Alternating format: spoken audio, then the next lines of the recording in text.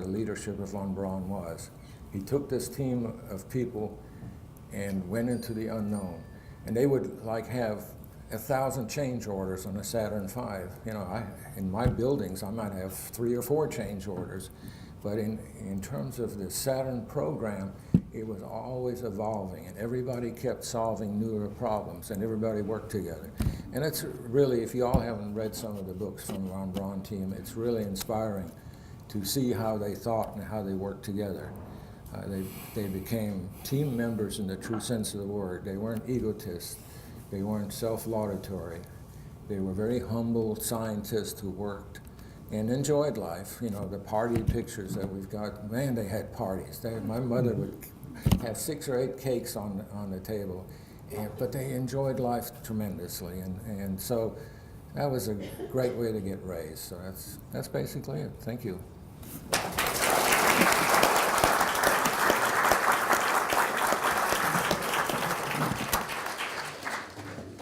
Resourcefulness, Klaus.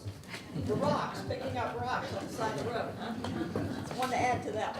Okay.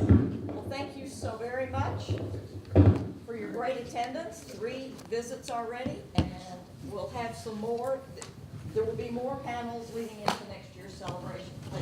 It won't be through Learning Quest, but keep looking for those other panels on huntsville.org website and the U.S. Space and Rocket Center website. So, any questions?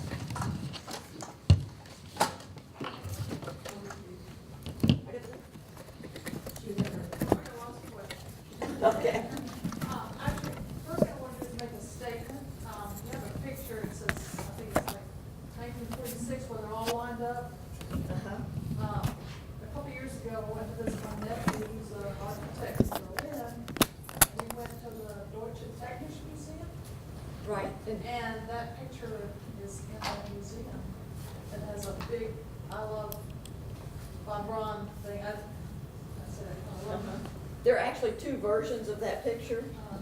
And there used to be one that was almost life-size in the Space and Rocket Center. I know they still have it, and they used to have most of the names. They have it at the Technical Museum In Munich? Berlin. Oh, it's Berlin, okay. And then the second question I wanted to ask is, did your parents ever discuss with you what might have happened if you did not come to the United States?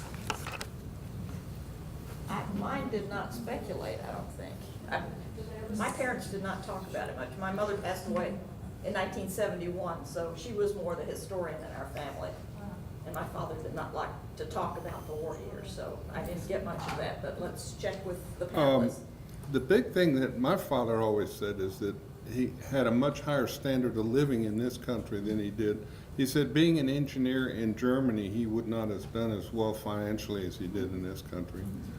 But other than that, they never did a, what if kind of thing, I think that a lot of the issue with my parents, particularly my mother, was all the relatives were still over there.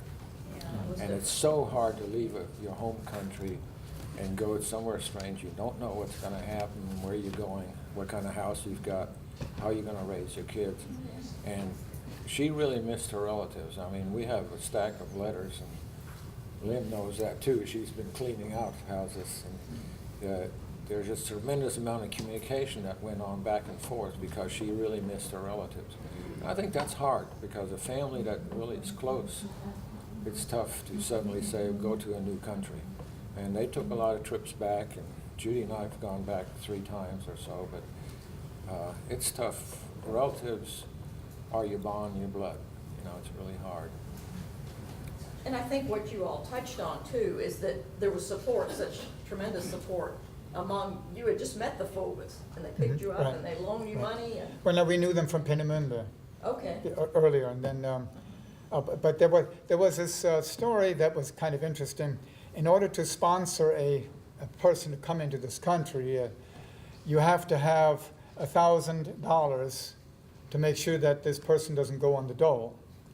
And so all the Germans who were there, they didn't have $1,000 each, so they corralled the money and got $1,000, and then So, okay, you're going to sponsor this person, that I took the money and put it into his account, Washington check, yeah, he's got $1,000. Once they checked, I took it and put it in this guy's account.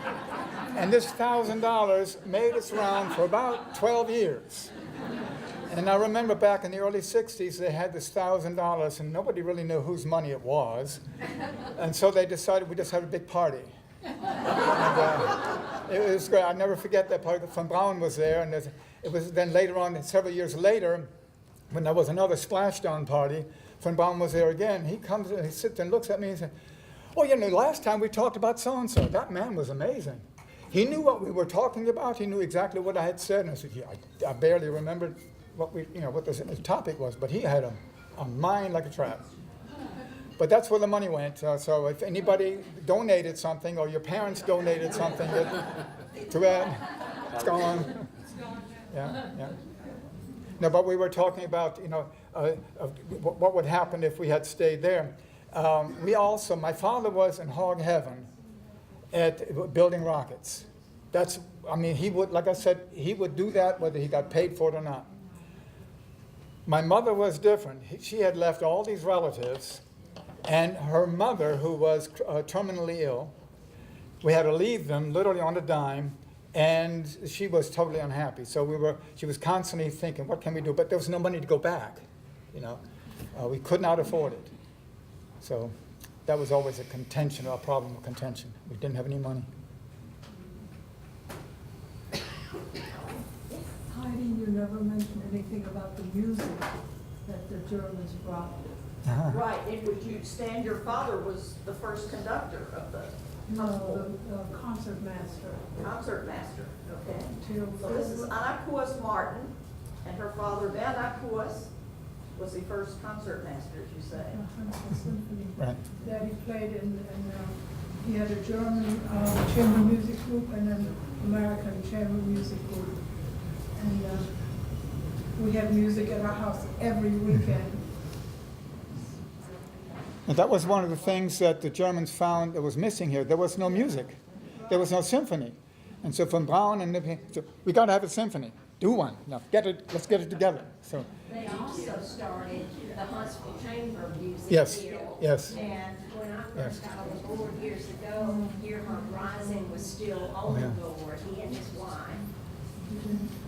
Along that line, do you remember in the early 60s, I came out to the co-op student in 61, one of the radio stations would have an hour of German music about 6 or 7 o'clock that night? yeah. Is that a false memory I've got?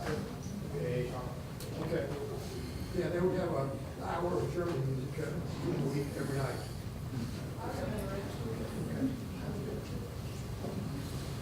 All right, any other questions?